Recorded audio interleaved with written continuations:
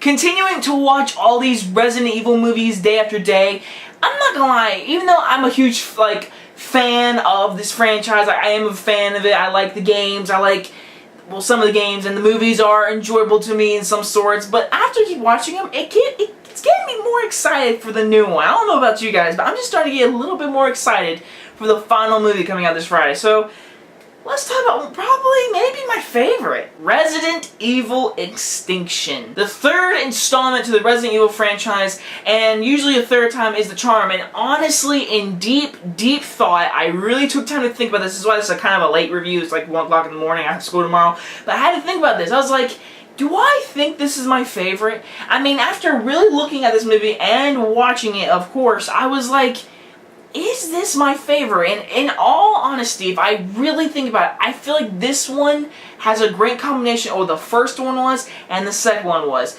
and has way better cinematography. So this one is basically about Alice. She's back, and after this, by the way, this will contain spoilers of the whole franchise, the second one, and a couple spoilers for this movie. So Alice is back, whatever, and she's on the road, she's a loner, and she has telekinesis power. She has power, she can control stuff with her mind. She's basically a superhero, just she won't use her powers that much. She will go to sleep and have like nightmares, and she'll literally lift every rock around her, and her motorcycle and all that kind of stuff. She can block fire, she can make fire go into crows and burn them alive. I mean, she has powers, basically. She has telekinesis. And so she's trying to find her group of survivors. She's trying to find the secrets of the Umbrella Corporation. The whole world is completely dead. Zombies have taken over.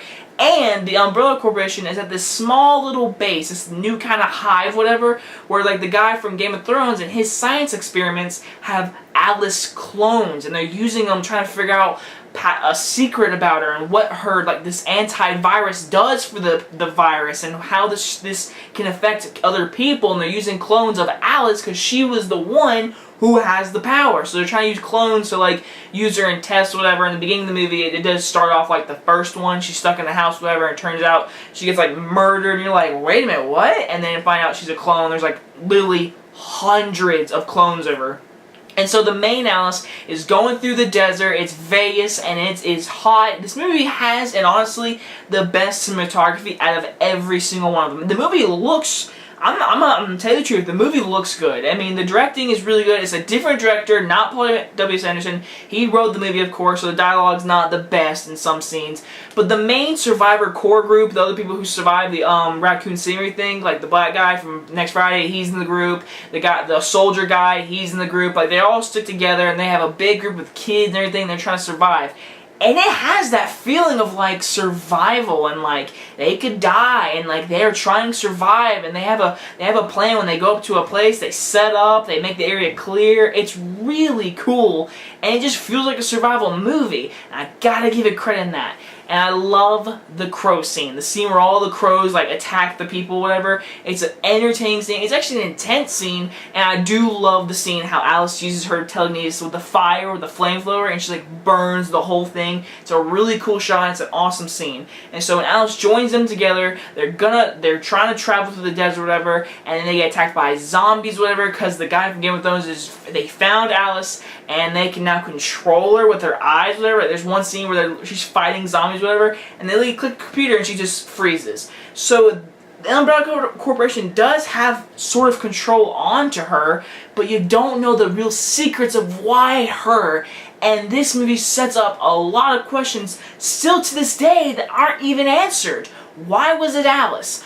Why was she chosen? Why does she have powers? Why was she in that house in the first movie? Like, there are so many questions. You know that she worked with the company at one point, and now she's on her own, surviving, of course, in the apocalypse, and now she's going after him. Because I love the ending scene when the guy from Game of Thrones, dude, he becomes a big old monster, and that part of the movie is literally where it turns into a terrible movie, honestly. He becomes a big monster, and he kills all his security guards. And then the Red Queen, you learn a lot about the Red Queen, and there's still a lot of questions about the Red Queen. I hope the last movie does answer a lot of these questions. Like, they do set up a good little universe, a lot of questions. They answer a few things from the last two movies. There's a lot in this movie, and it does feel like Extinction. Like, this does feel like the world is ending. Zombies, they look old looking, they're attacking, they're evil, they're deadly. It feels like a zombie movie, And of course, Mila Jovovich as Alice is, honestly, she's great as Alice. She is good as this girl. She's a bad A. She's amazingly hot in this movie, especially the part where she's a bad A in the very beginning, where these rednecks try to trick her and take her stuff, and she kicks their butt, and the dogs eat that fat lady. And I was like, yes! Screw you, redneck people. But yeah, Alice is great. She's a great character. You learn a lot about her, stuff about her and like her decision making and why she went into this thing and why was she working with them.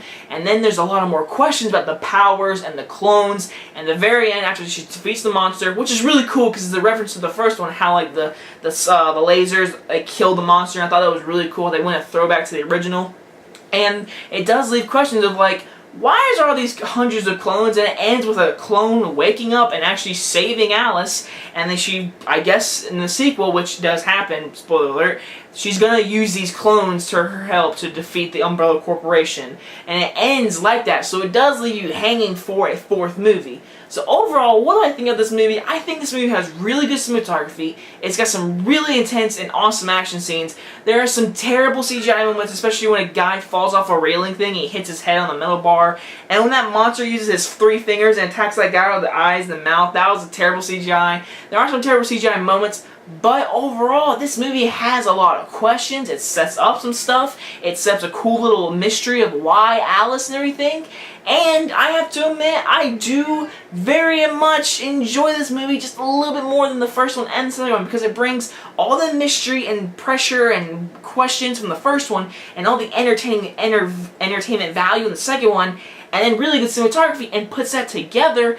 Honestly, this is probably my favorite one, and I'm gonna give it a B-. I don't think it's that terrible of a movie. I think it's a good movie. It sets a lot of stuff. Some of the dialogue in this movie is very and it's very cliche. Like I do feel bad when the main soldier guy who's from the second one, he does get killed. I was like, no, but he goes out like a bad A. He flips the truck over and he's smoking a cigarette and he blows up because he got bit. Overall, it does feel like a zombie movie, and I do enjoy this movie more than the other ones. So tomorrow I will be reviewing Afterlife and Retribution before Friday, or I might see it the 6th one tomorrow. I don't know. But either way, get 2 reviews tomorrow, and I hope you guys enjoyed this review, and I will see you guys next time.